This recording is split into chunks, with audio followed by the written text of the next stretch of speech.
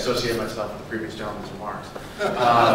And also to say that it is critically important to hear from the business community here, and that the leadership that's being shown here in San Francisco is being heard in Washington, but we are getting into a really tough fight.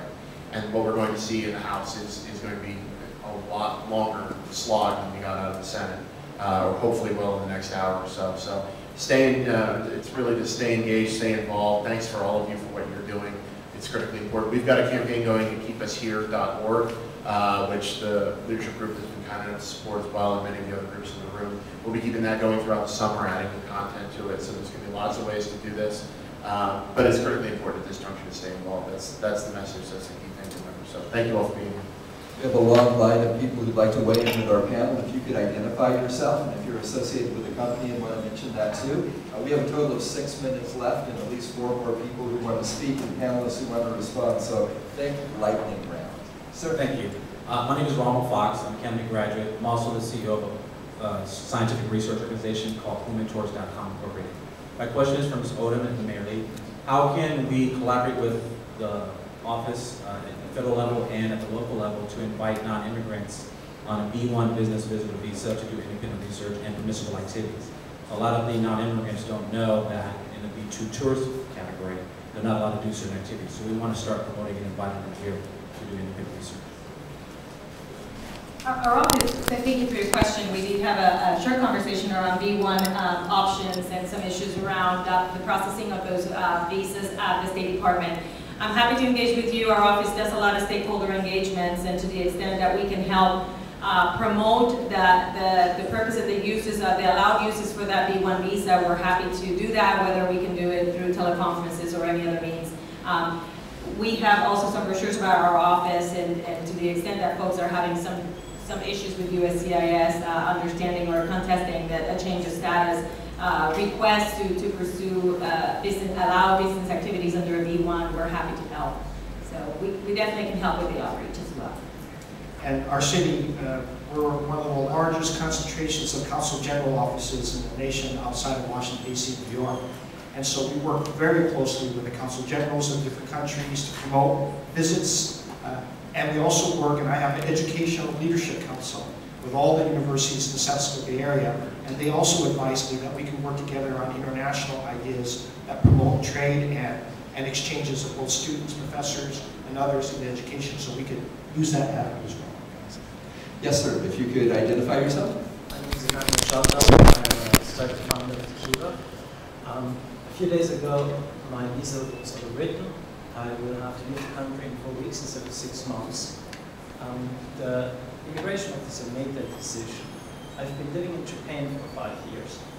As a tourist, I've re-entered the country numerous times. I worked virtually. I paid my taxes in Japan. And I thought I'd do the same thing here in the United States and create jobs. So my question is there any way for the immigration officers to interpret the law and be more in favor of startup founders, like we do in Japan? What a great question, compelling story. Thank you for joining us today. Maria Odom, would you like to respond? Sure. Our office has a lot of review of systemic issues in the delivery of immigration services. My colleague Fred Troncone is here with me over there with the red tie, and he is our senior advisor on employment matters. Fred and I work very closely in giving feedback to USCIS on training issues and quality of adjudication issues as it pertains to adjudication of petitions that relate to a startup business. Whether it's in the L context or in the H-1B context, we are very involved in providing recommendations to USCIS on how to improve adjudications through training, but also through policy formation. So we always welcome your comments and your ideas, but also case examples that reflect misapplication of the law or policy that exists at USCIS. So make sure you have our part before you leave. Maria, thank you for responding. We have 2 more speakers, and we literally are down to 2 more minutes. So please come right up to the mic and your quick comment or question. Yeah, my name is Juan Gomez. I work in Eventbrite. I immigrated from Colombia, so look up to Alex. That's a great success story. And I wanted to ask or you talked a little bit about what you can do to, and I know, and Alex mentioned Middle America. I just moved from Kansas City a month ago, San Francisco. So I do know that cities in Middle America look up to San Francisco, who are leading the way in a lot of social issues. So what can the city and the companies do? Because not only the tech world is definitely leading the way on immigration, but there's other industries, like in the case of my wife, she works in the healthcare industry, and they're not as progressive on the immigration issue as the tech community are. So what are your thoughts on the tech community leading the way for other industries to be more progressive on immigration, and the city of San Francisco leading the way for other cities in America to be more embracing of immigrants? Because I've dealt a lot with what you mentioned at the beginning, people not knowing that we pay the same taxes, we basically have the same obligations as the rest of Americans, but people sometimes don't realize that. So what can the city and the tech industry do to lead the way for other industries and cities in America? And that's why broad-based associations like the San Francisco Chamber and Business Forward and the Silicon Valley Leadership Group, who have all those clusters of our economy as members, can help play a role there to make sure that all clusters emphasize the need for immigration reform. We'll follow off online too, but with the 1 minute we have, we do want to get to one more person with a question or a comment, please. I'm here actually, I went for exactly the same issue like other people. I was a foreign student, and then it took me a long time to get through this situation to get on the green card.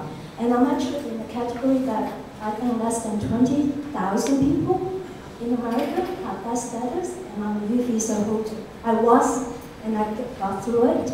The question I'm actually having a comment about why people think the foreign worker will take all the American job.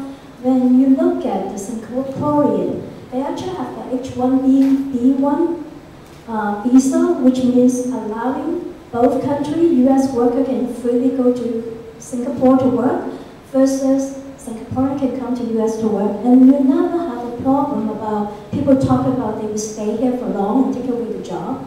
So I'm wondering why there's an exception to one country versus other. Very talented foreign worker they have to fight with each other to get H-1B.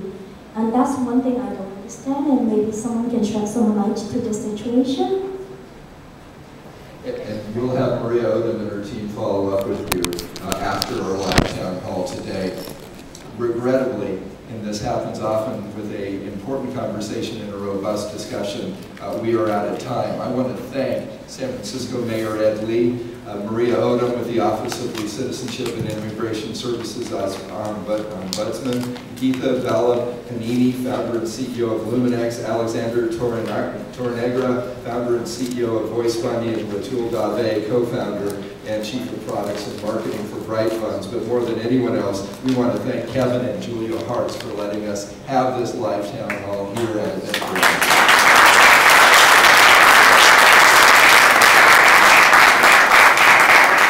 Please fill out your business forward forms. Join us on the March for Innovation. Let's make immigration reform happen in our country this summer. Thank you all.